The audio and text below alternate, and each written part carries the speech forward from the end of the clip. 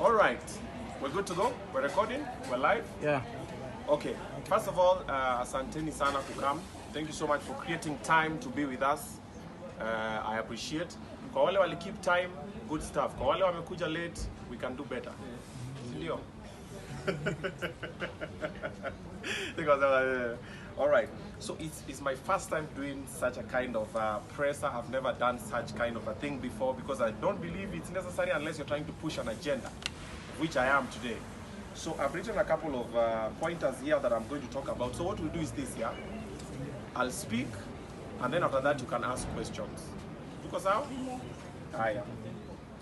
So there's a lot that has happened yesterday night, the whole of yesterday, and yesterday night, and today as well. So I just felt like if I keep quiet and ignore, different people are gonna come up with different perceptions of myself.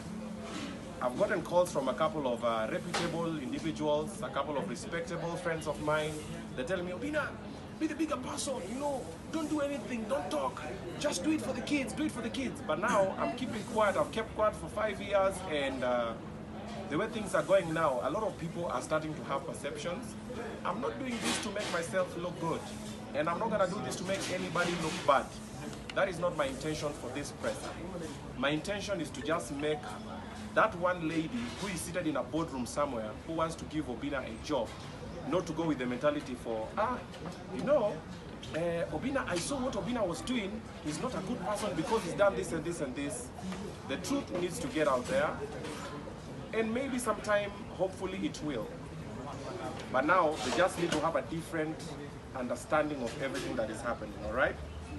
So, this is where we're gonna start. The court of public opinion has already crucified me. I've gotten so many insults from people who don't know me, which is okay by me. The maximum you can do is insult on social media, which is fine. If it makes you feel good, sleep well at night, it's sour. What have you to put? Because now you'll have to repeat it on my face. Anywho, side story. Now I have to talk, so let's start. I've realized that a lot of people take kindness for weakness. When you're kind to people, when you're silent, people start assuming there is nothing you can do. Just take the microphone. Yeah, when you're silent, when you don't talk, people start assuming, there is nothing this person can do, we can walk over them.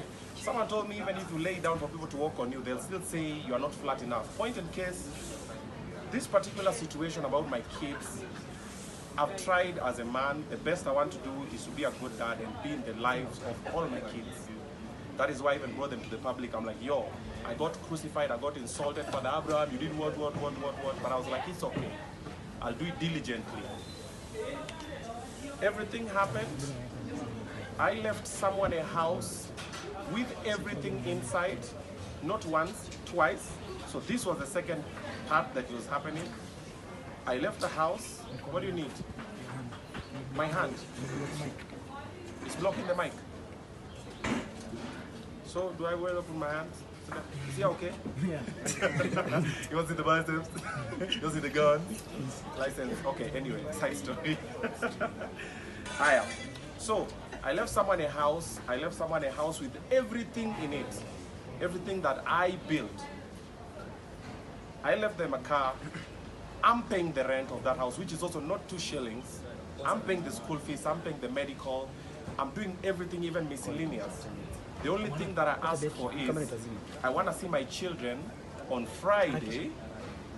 They chill with their brother and sister. They chill with their father. On Sunday, come and pick them with the car that I gave you, or I will drop them back.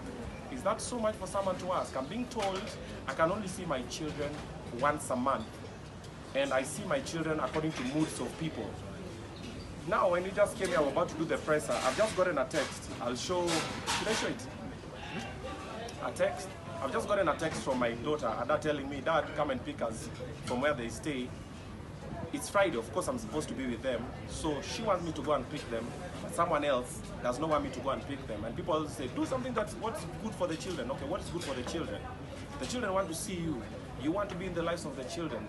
So what do you do? Another person does not want you to see the children. What do you do? Anywho, what I've come to learn is people are very ungrateful. No matter what you do for people, don't expect payback, and I don't even expect payback. What I just expect is just to be left alone and to be allowed to see my children. I've come to realize that there is no body like a protecting body, an organization in Kenya that has the best interest of boy child at all. Trust me, I've looked, I've gone, and all the time they always say, oh, you know, this will happen, you know, the children will do this, the children will do that. But nobody really cares about boy child. Boy children, if you're watching this, you're on your own. I'm even trying to get a couple of like-minded individuals. We come up with a body that will now try and protect children and give them a better upbringing with the accessibility of both the parents, because what I've seen, what I've gone through, what I've persevered, the officers have gone through to try and seek help, nothing happens. However, my intention has never been to take any of my children from their mothers. None. All my baby mamas know the school the children go to, where they live, they have the teacher's number, the children have their phones, you can talk to your children anytime. But somehow I always just get myself in the crosshairs of someone, oh, you don't want this, you don't want that to happen, because things are not happening the way they're planning. Anywho, I have a very quick example that I want to give just to demonstrate that nobody really cares about boy child. Myself and Tumbili, last week we went to help a friend of ours who has been in an abusive relationship with the wife or the baby mama. And we went to all the offices and even the police station and even the gender-based violence office around that area. Now it's like two and a half weeks later, nothing has been done. This gentleman we had gone to support does not know where the children are, where the woman is. The office has not sent anybody to follow up. This particular lady that we are going to try and solve this situation for has tried to kill this gentleman a couple of times, poured hot water on the gentleman, has beaten the gentleman a couple of times, has insulted the gentleman, has done all the toxic things you can think of in the relationship, beats the children just to get to the guy. This gentleman persevered all along because boy child, there's nobody to talk to. You try to talk to people, they'll laugh at you, they'll make a mockery of you, they'll say, ah, be on a pigwa. I even remember when we went to the police station with that gentleman, tukafika, then the police were telling that guy, mbona hukumvaa, mbona hukumpiga? So we're looking at the police, we're like, why are you even talking about violence? We are here to try and sort a situation. We brought a friend of ours because this friend of ours, his life is in danger. This lady has threatened to kill him a couple of times. This lady also has tried to commit suicide a couple of times, and this friend of ours was the one who was rushing her to the hospital. And we're like, just come in and intervene so that the children are raised in an environment that is not toxic. Nothing has happened. It's over 2.5 weeks later. So boy child, just know you are on your own. Anyway, let's get back to this conversation. So, I've persevered a relationship for 5 years that I was not happy in, I was not respected, I was not treated well. Okay, let me not get into this. Listen, I'm not asking for pity, I'm not asking for anything. I got this shit handled, okay? I can do a lot of things that I choose not to do for the sake of the children. But dealing with a violent person, dealing with an abusive person, dealing with a drunk person, dealing with a disrespectful person is something. And I know there's a lot of men like me who have taken the L diligently for the sake of the children and for the sake of the community or whatever. Whatever tickles your fancy. Myself, I stayed because of the children. And a couple of close people around me know what was happening because I spoke to a couple of people. I've had numerous meetings for please talk to A, B, C, D, stay this and this and this and this and this. But nothing has ever happened that makes sense up until now. So, this is what I'm going to say. No matter what happens after this or before this, I'm going to be in my children's lives by force, by fire. Nobody will come in unless I die. But before I die, I will have to be in my children's lives till the end. That is why I wake up every morning. That is why I do what I do. We have a lot of men who are also going through this. Boy child, I'm just encouraging you, don't stop. Usifike mahali throw in the towel like, unajua siku moja mtoto atagrow up, atakuja kutafuta babake. No. Fight for that child. Be there for the life of your child. However, I'm a big advocate for allow the mother of the child to see the child. Mothers allow the father of the child to see the child because the child needs both parents. Later when they grow up, like they always say, the children will figure out where they'll fit in. But the child needs the lives of both the parents. I don't understand why most baby mamas, when you normally have a disagreement with them, they always have these lines for, my child, my child. It's never your child. It's your child, the two of you. It's never, you didn't give birth to the child alone. Consider what the child wants. And most baby mamas normally when they have issues, it's never even about the child. It's normally about what they want as a person, what they prefer, what they like, what they feel good about, and everything. I've chosen silence a couple of times because I was trying to be the bigger person. So I said, keep quiet, ignore, nyamaza, behave like everything is okay, stay there for the children. And I kept on telling myself, don't leave. I have so many receipts on my phone. I have videos, I have pictures, I have conversations, I have voice recordings. Because through the period of the time that I was in there, when issues started, when the violence started and the abuse and everything, I just told myself, if she comes out and says, Obinna was abusive to me or was violent to me, the whole public will swear and go like, yes, he's an idiot, he's a narcissist, he's a what, and the insults will come. So all I had to do was, the minute shit hit the fan, I pressed record and I kept quiet. I have all of them. I hope it will not get to a point where I'll have to release them. If it happens that we're going to go to the court of law, I have all of them, and also my lawyer has all of them. I have videos of the kids being dragged by their... Okay, let's talk about something else.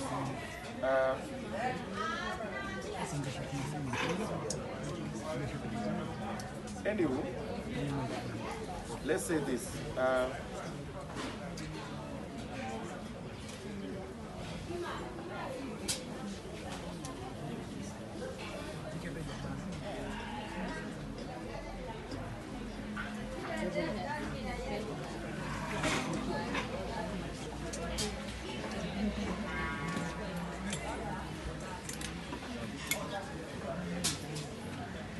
Okay, let me even put this aside. You know, I said when I called this meeting, I don't want to paint anybody in a bad light. I don't even want to sanitize myself. I can show you guys conversations here that, by the way, if anybody wants, I can show you off there when you finish. Just ask me, I'll show you all I have all the evidence. I don't publish them anymore, okay?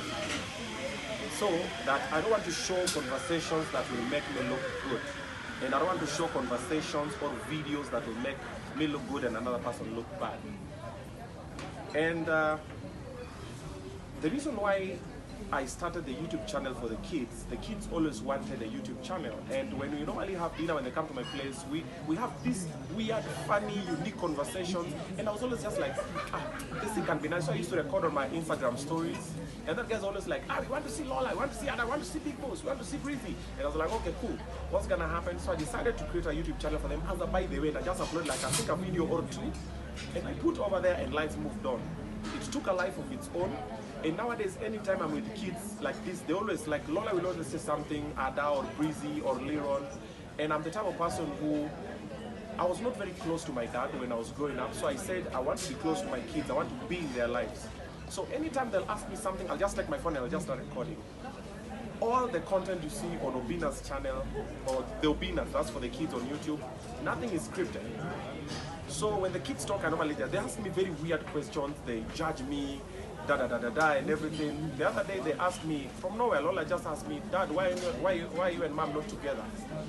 And it sparked a whole conversation. And I was like, okay, we were just eating.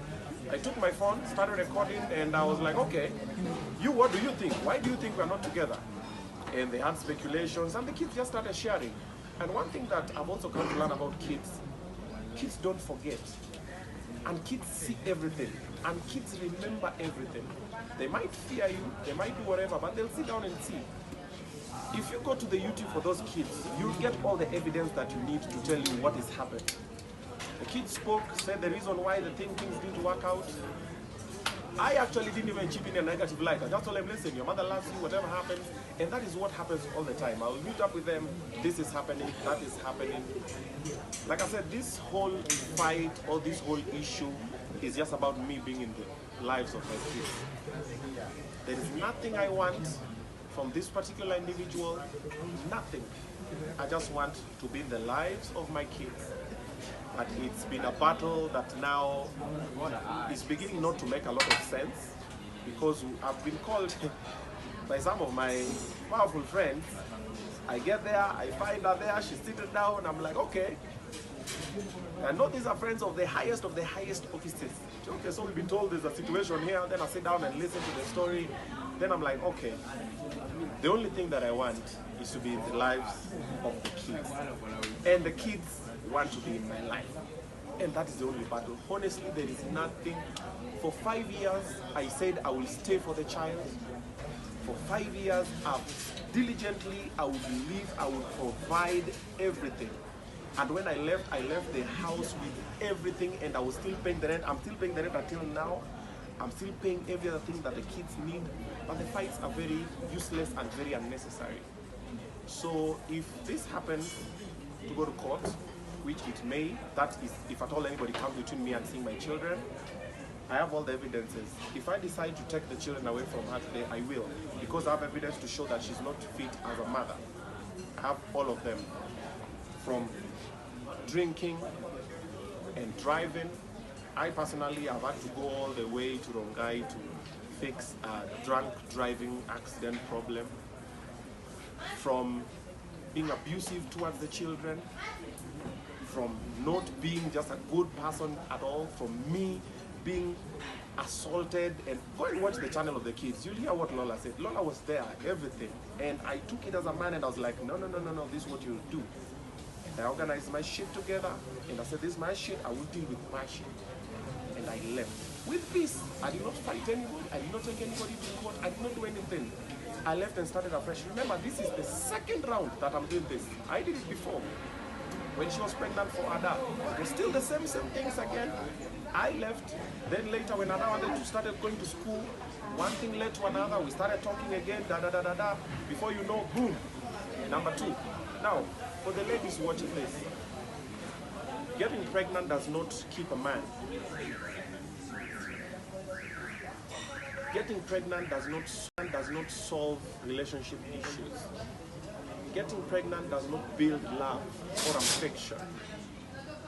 It's just something that now inconveniences every other thing that you guys were trying to build. And for the boy child who is listening, running away from your children does not solve anything. All you need to do, try as much as you can to be in the lives of your children. It's not going to be easy. It's going to be messy. I know like 10, when I said I'm starting my show with Mama Drama, where do you think the idea came from? I have like 10 friends in the industry, celebrities, who are in abusive relationships with the women they are with, or the women they have children with, but they just keep quiet because, I'm a celebrity. You'll be insulted, you'll take the L and everything, and take it as a man. Then the society is not set up to even support boy child. So it will not be easy, it will be loud, it will be messy, but fight till the end, until you're in the lives of your children. But the better way is this. How about you don't give back until you're very sure of that person? Okay? Either be very sure of that person, that they can be very good parents to all the children, or be very sure of yourself that that is what you really want. And also, ladies, before you get pregnant, discuss with the man. Do you want children? Are you ready? Can we now have children? Let it be an agreement. Don't sit down and decide by yourself. You say, sasa huyu nataka kumshikia mimba. Then the minute you become pregnant, now everything becomes the man's problem. The man will be insulted, will be disrespected, will be told everything and everything. If anybody is watching this, of which I know you are, if at any point you get to interact with my kids, okay, our kids, the kids, ask them on your own where I'm not even there. Ask them about mom, ask them about dad. They will tell you everything. My kids are very open-minded, very open. I tell them to speak freely. They will tell you. If they're free with you, they'll let you know. Then you'll gather evidence. Stop sitting down and making assumptions and throwing insults and you don't have the whole story. This person has shared screenshots of conversations that make her look nice. She's not shared all the conversations. I will not do it because if I release the evidence I have now, she will fall into depression and probably she will even commit suicide. because I know her. And even when she watches this video, it's going downhill. And I'm normally a major advocate for peace of mind. I've had situations, that is why every Tuesday I have something called Boys Day Out, where I meet with my brother and my uncle and a couple of close friends. Every Tuesday we normally go, if you see my Instagram, you'll see we go bowling, we go watch a movie, we go somewhere, we go do golf or something. Why do we do this? For mental wellness. All this started when I was in this relationship. So I was like, okay, I'll not talk about it, but this is what I will do. That is why I sing a therapist. That is why you do this and this and that. I have workmates and colleagues who have come to work every day. They look at me, they're like, bro, what's happening, man, today? And I'm like, man, today is just that day. I will function at autopilot. I've showed up, let's do the job, but I'm not in a good space. Then you find the issue is a very minor issue that is very unnecessary, but since it's already there and everybody's involved, as a man, you have to take it and move with it. Having said that, there was one more thing that I wanted to add. Oh, for the men, for the boy child, if at all someone tells you they're pregnant with your child, don't run away. Do DNA. When the child is born, do DNA. If it's your child, do your own till the end. It's your own. If it's not your own, then it's going to come and say, no. Do the DNA. That is the only thing that will ensure that you're there for your child's life till the end. Right? I'm not perfect. I've never claimed to be perfect. I don't even intend to be perfect. I was not even perfect. The only person who was perfect was Jesus, but he killed the brother. I don't want to be perfect. I'm not even perfect. I have my shortcomings. I have my places where I've gone wrong, the places where I did not deliver as a man. But that's what happens. But one thing that I know is that everything that I've done up until now has always been to the best interest of my kids. For the men in such abusive relationships, don't stay, bro. Nobody will tell you this. Let me take the beatings today. You're in an abusive relationship. Ladies, a lot of people talk to you, have a lot of these bodies protecting you. Boy child, they have nobody protecting you. So let me be the punching bag. Bro, don't stay. You have a newborn. Oh, you know, but the child, don't. Bro, I did it for 5 years. You can see where it has gotten me until now. I haven't spoken all that while. But now, shit has hit the fan. Do not stay. Love and provide for the child from over there. Go to children's court immediately. They might help you, but chances high they might not help you, but find other ways, possible, legal ways to be in your child's life by force, by fire. But don't stay. Don't stay with an abusive person just, oh, you know, but you know, no. That man will kill you. I've witnessed it. But anyway, we move. Now, remember that everything that you do has consequences. If you decide to go row with that lady, consequences. She tells you she's safe, consequences. You think she'll take the B2 or whatever, consequences. The minute you decide to copulate, copulate, yes. There are consequences. So before you do it, bro, it is better you live with your children kwa socks hivi. Utoke now hivi kwa nyinyo. Bro, I'm talking from experience. You know, most of the time when I always tell people, like, I've never spoken about this, but one smart ones got it. I'm always saying, guys, don't have a child before you're 27. Don't have a child before this guy. Like, unaniambia nini? Umori wanajua nini? Bro, I have 4 kids. Nimejionea. The cinema that I've been with them, fighting for them, it's been, I always say, I'll do a movie about it. So if I tell you I'm talking from experience, and you know the bad thing about it is, I did not have a father figure. If I had a father figure, so if my dad was there, but his work was to teach us the Bible. He did not teach us how to survive in this society. So when I came to Nairobi, my first baby mama was my initiation program. That is how I was put in the program, like boom. Like that's how everything was like, oh, okay, woo, god damn, woo, yeah, woo, yeah, before you know it, boom, baby. So I was not ready. I didn't know any better. I was not informed. My firstborn is 12. My secondborn is going to 10. So when my secondborn was happening, I didn't know any better. My firstborn was probably like 2.5 or something. I didn't know any better. Nobody was there to tell me, bro, don't do it. Take time, learn someone, live with whoever you want to live with as much as you want, but take time, study the person. Because the minute the child is involved, and then people change. It can be the guy or it can be the woman. People change, and then you start realizing, man, now I'm stuck in this forever because of this other person. Now we have to do this forever. Very unnecessary things. So before you get pregnant, or before you decide you want to have a baby, bro, think. Because everything you do has consequences. Hakuna mtu atakwambia, I told you. Haya. You know, a lot of people are telling me, Obinna, be the bigger person, don't do this, don't talk, just keep quiet. So you're being the bigger person and you're being painted as an evil person. Doesn't make sense to me, but it's life. It happens.